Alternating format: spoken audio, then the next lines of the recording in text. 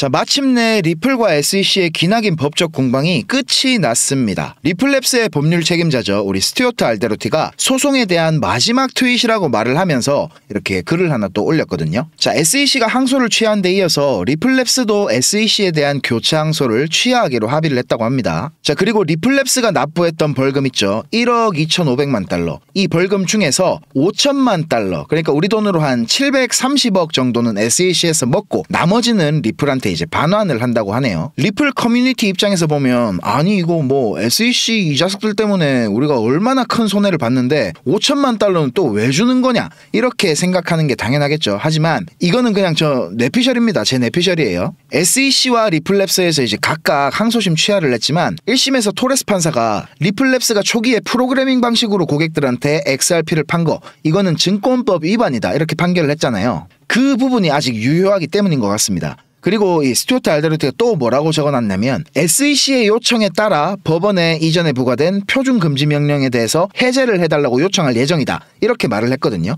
SEC가 먼저 리플에 요청을 했다는 겁니다. 야, 우리가 아무리 이거 생각해봐도 바이든 정부도 너무했고 갠슬러의 쭈꾸미 대가리도 진짜 잘못한 거다. 그러니까 우리가 법원에다가 명령한 거 해제해달라고 요청을 할 테니까 일단 요것만 받고 좀 이따가 우리가 다 돌려줄게 이런 게 아닐까 좀 추측이 됩니다.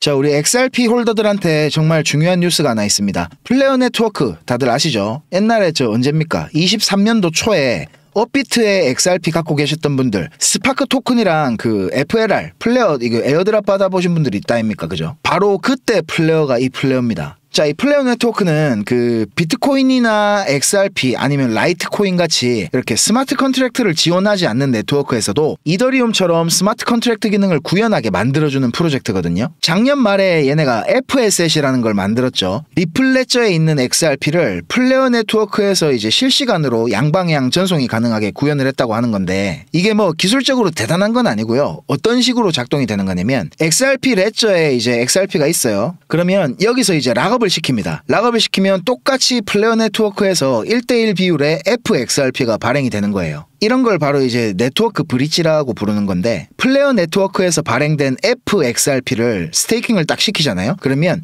여러 체인에서 보상을 얻을 수가 있다는 겁니다. 저는 이 플레어의 다중체인 보상을 듣자마자 딱 이게 생각이 났거든요. 바빌론. 앞으로 우리 크립토 시장에서 비트코인을 이용한 디파이 시장은 무조건 이게 커질 수밖에 없는 분야인데 자, 비트코인은 작업증명으로 구동을 하죠. 이 작업증명으로 작동하는 비트코인을 갖다가 스테이킹을 시키면 아까 그 FXRP랑 유사한 방식으로 비트코인을 이제 포스, 지분증명 네트워크에서 쓸 수 있게 이제 담보로 딱 잡고 이제 다른 네트워크에서 디파이에다가 이용을 한다는 겁니다. 그러면 이 지분증명으로 운영되는 네트워크 뭐가 있습니까? 예를 들면 그 이더리움이나 에이다, 폴리곤 같은 이런 토큰들을 비트코인을 스테이킹 시켜서 보상으로 받을 수 있다는 거예요. 자, 이런 멀티체인 스테이킹 같은 디파이 프로그램들이 계속 발전을 하면 우리 투자자들 입장에서도 그냥 갖고만 있던 XRP나 비트코인을 굴려서 이제 추가적으로 또 수익을 낼 수가 있는 거고 온체인에서 자산의 활용도를 극대화시킬 수 있기 때문에 상당히 이게 좀 기대가 되는 부분이고요.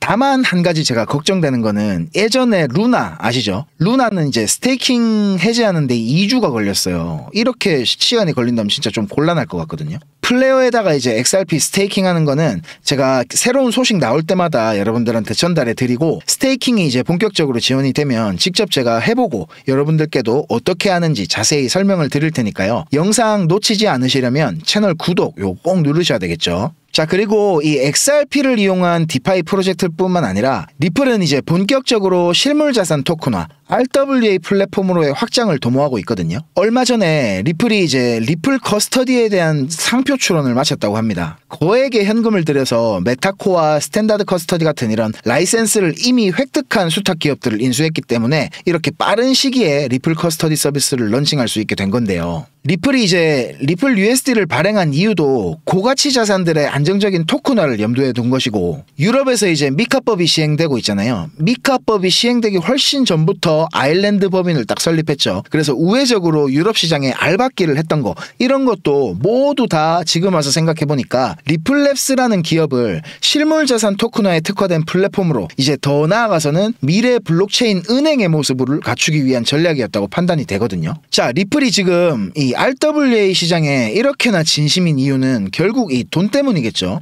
리플은 기업들을 대상으로 사업을 하는 엔터프라이즈급 회사고, 결국 기업은 뭡니까? 이윤을 내야 되잖아요. 이윤을. 그죠? 전 세계 자산 시장은 결국 서서히 24시간 운영되는 디지털 자산 시장으로 바뀔 수밖에 없고, 이런 금융시장은 안정성이 제일 최우선시되는 분야이기 때문에 이더리움 같이 조건이 복잡한 스마트 컨트랙트 네트워크보다는 리플랩저 같은 처음부터 이제 금융에 특화되어 만들어진 네트워크가 선호될 수밖에 없습니다. 그리고 리플랩스는 너무 똑똑하게도 오래전부터 이런 그림을 그리고 있었다는 거예요. 자, 실물자산 시장은 1000조 달러, 이게 얼마인지 아세요? 우리 돈으로 한 150경 정도 되는 금액이거든요. 진짜 엄청난 규모의 시장인데, 여기에 일부분만 리플이 선점을 한다고 해도 네트워크에 유입되는 자금은 지금 비트코인 시가총액의 수십 배에 달하는 금액일 겁니다. 그래서 제가 2017년도 때처럼 리플이 비트코인 시총을 넘어설 수도 있다는 것이 전혀 뭐 근거 없는 소리가 아니라고 말씀을 드리는 거예요. 자, 리플레저에서 토큰화되고 커스터디되는 자산이 많이 생기면 생길수록 거버넌스 토큰인 우리 XRP는 꾸준히 수수료로 사용이 되면서 소각이 되겠죠. 자, 티끌모아 태산이라는 말도 있듯이 아무리 XRP 수수료가 저렴하다고 해도 이더리움이나 솔라나와는 다르게 XRP는 발행량이 한정돼 있잖아요. 그래서 이제 자산들이 토큰화되는 정도에 비례해서 디플레이션이 가속화되게 되는 건데, 이런 부분들이 이제 XRP 가격이 꾸준하게 우상향하는 환경이 이미 만들어져 있다는 겁니다. 이제 거기에다가 의미를 더해줄 게 바로 이 온도 파이낸스의 미국 국채펀드죠. OUSG를 리플레저에서도 이제 거래를 할 수가 있게 된 건데요. 지금 트럼프의 미국 정부에서 달러 패권을 위해 가지고 스테이블 코인 관련된 법안이나 제도들을 엄청나게 서두르고 있는 거 아시죠? 자, 결국 이러한 방향성과 리플이 원하는 게 지금 일맥상통하는 상황이기 때문에 여러 전문가들이 트럼프 2.0 정부의 암호화폐 정책 최대 수혜자는 리플이다, 이렇게 말을 하고 있는 겁니다. 자, 그리고 제가 여기서 질문 하나 딱 드릴게요. 앞으로 나올 XRP ETF, 그리고 방금 전 보신 이 온도 파이낸스, 그리고 트럼프 행정부, 마지막으로 월가, 이렇게 4가지 단어를 들으면 뭐가 떠오르세요? 자, 힌트 잠깐 드릴까요? 세계 최대의 자산운용사 아시겠죠? 바로 블랙록입니다. 지금 블랙록은 비트코인 현물 ETF IBIT로 엄청난 성공을 거두고 있는 중인데, 지금까지는 블랙록이 고객들의 돈으로 크립토 시장에 투자를 해왔습니다. 자, 그런데 이제 본격적으로 블랙록 내부 자금, 그러니까 진짜 자기들 돈을 풀 준비를 하는 움직임이 나타나고 있거든요. 지금 우리 크립토 시장에서 제일 큰 이슈는 뭐니뭐니 해도 역시 기록적으로 자금을 유입시키고 있는 비트코인 현물 ETF입니다. 이 중에서도 단연 시장의 이목은 블랙록의 ETF 상품인 IBIT에 집중이 돼 있습니다. 블랙록은 혼자서만 200억 달러 유입을 출시 144일 만에 달성했습니다. 우리 돈으로 거의 28조에 가까운 자금 유입을 만들어낸 겁니다. 이 기록으로 ETF 역사상 최단기간에 운용자산 200억 달러를 돌파한 상품으로 이름을 올렸습니다. 2위는 JP모건의 JEPI라는 상품인데 985일이 걸렸습니다. 차이가 뭐 상당하죠. 그리고 지금 뉴욕 증권거래소에 상장된 ETF 상품이 3,000개 정도 된다고 하거든요. 이 중에 자산 규모가 100억 달러가 넘는 종목이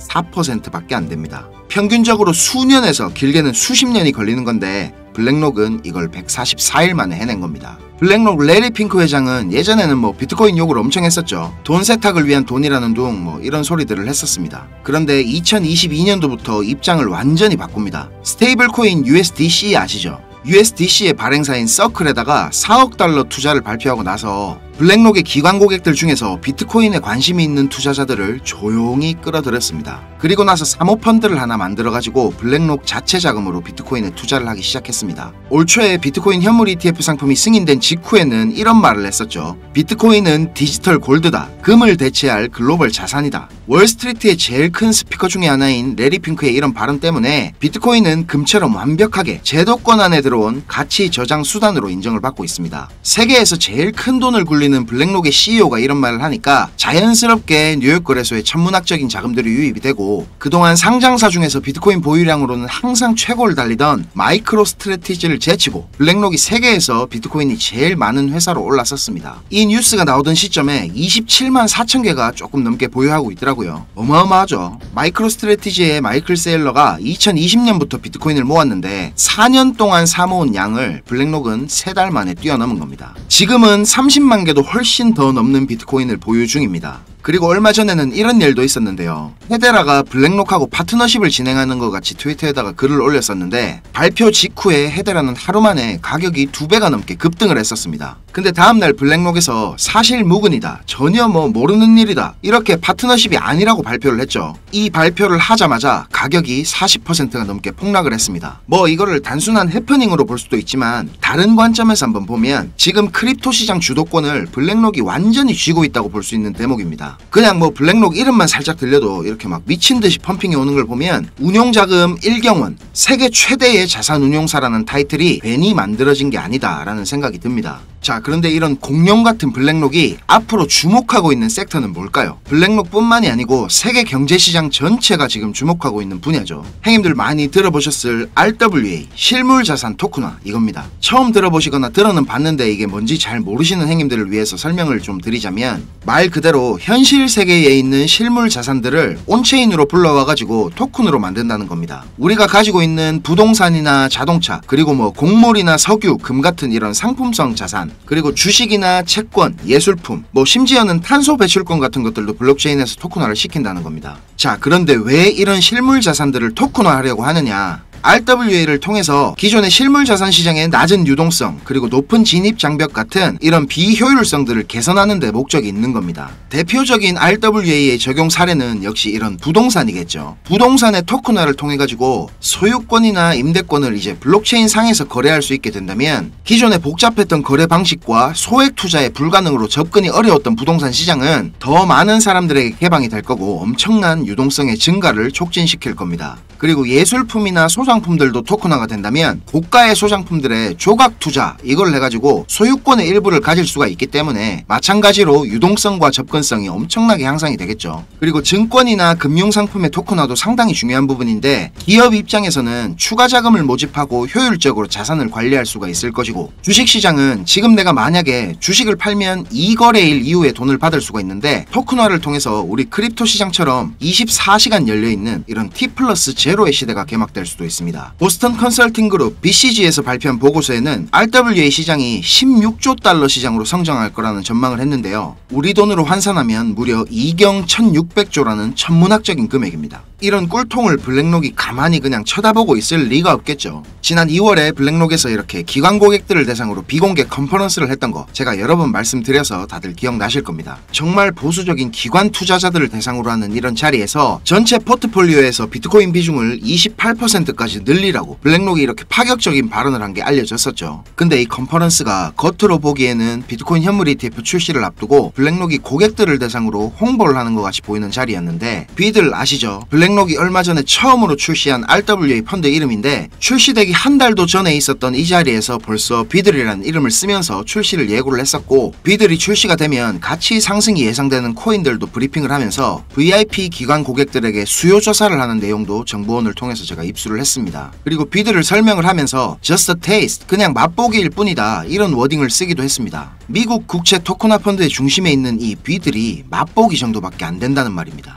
자, 이거 제가 최초로 밝히는 겁니다. 이 비공개 컨퍼런스 안에서 더 은밀하게 VIP 고객들을 대상으로 하는 또 다른 비공개 모임이 있었습니다. 여기서 이제 진짜 블랙록이 공을 들이고 있는 프로젝트를 공개를 했는데, 자, 무슨 프로젝트인지 궁금하시죠? 사실 제가 이걸 오픈을 할까 말까 진짜 고민을 많이 했습니다. 그런데 제가 이런 자료를 공개하기로 결심을 한 제일 큰 이유는 하루에도 몇 분씩 저한테 가슴 아픈 사연들을 말씀해 주시는데, 불과 2년 전까지만 하더라도 저는 하루에도 몇 번씩 죽고 싶다는 생각을 했었거든요. 했었던 적이 있었습니다. 정말 힘들던 그 당시에 저를 도와줬던 고마운 분들이 아직도 잊을 수가 없는데, 제가 받았던 그 마음들을 저도 이제 누군가에게 나누어 줄 때가 되었다는 생각이 들었습니다. 저 나름대로 큰 결심을 하고 공개하는 것인 만큼 좋아요, 구독, 알림 설정 요거 안 하셨으면 한 번씩만 꼭 부탁드리겠습니다. 자, 군더더기 없이 빠르게 전달해 드리고 마치겠습니다. 지금 보고 계시는 자료들이 제 정보원이 보내준 자료 중 일부인데, 이 친구는 지금 영국에서 블랙록의 VIP 고객사 중에 한 곳인 회사에 근무를 하고 있습니다. 자, 이 자료를 보면 블랙록이 얼마나 오랫동안 이 프로젝트를 준비를 해왔는지 알 수가 있는데요. 시장 상황과 더불어서 여러가지 기술적인 지표들도 정말 치밀하게 분석이 되어 있고, 예상되는 자금 조달 규모에 따른 수익률도 꼼꼼하게 정리가 되어 있습니다. 그리고 개인적으로 저는 이 부분을 보고 정말 놀랐는데요. 우리가 그동안 뭐 세력이 어쩌고 저쩌고 이야기를 자주 했었지만, 사실 세력이라는 게 정말 실체가 있는지 없는지조차도 확인할 방법이 없었습니다. 그렇죠? 근데 이 자료를 보면 정확히 어떤 시점에 이렇게 덤핑을 시키고 얼마의 가격으로 얼마 동안 매집을 할지도 상세하게 플랜이 짜여 돌아가는 걸 볼 수가 있습니다. 개미들만 계속 손해를 보는 데는 다 이유가 있는 거였습니다. 자, 이제 제가 이게 어떤 코인인지 공개를 하겠습니다. 블랙록이 가격을 의도적으로 누르면서 이렇게 비밀리에 매집을 하고 있던 코인은 자, 바로 이 종목입니다. 업비트에서도 오래전부터 상장이 되어 있던 코인이고요. 저도 가끔 한 번씩 차트 살펴보던 종목인데, 이게 왜 이렇게 안 갈까 이렇게 생각을 했었는데 다 이유가 있는 거였습니다. 이런 걸 이제 주식하는 사람들은 작전주 뭐 이래 부르죠. 사실 이런 코인들은 기술적인 분석이 의미가 없긴 하지만 기술적으로 봐도 지금 상승할 수 있는 근거들이 여러 가지가 보이고 있습니다. 좀 있으면 엄청난 폭등이 나올 수밖에 없는 상황으로 보이는데요. 저도 제가 이 자료를 받았을 때부터 지금 꾸준하게 모아가고 있습니다. 자, 제가 지금 이 종목을 모자이크를 해서 보여드리고 있는데요. 제가 이걸 지금 여기서 아무렇게나 공개를 하면 뭐 저는 상관없지만, 제가 좋은 뜻으로 공유하는 이런 것들을 누군가는 악용을 해서 이걸 뭐 돈을 받고 판다든지 하면서 다른 사람들한테 피해를 입히는 행동을 할 수가 있다는 게 제일 큰 문제고요. 또 제 정보원의 신변이 노출될 수 있는 부분이기 때문에 제 나름대로 조심을 하면서 공유를 드리려고 합니다. 010-5528-2156 010-5528-2156 이 번호로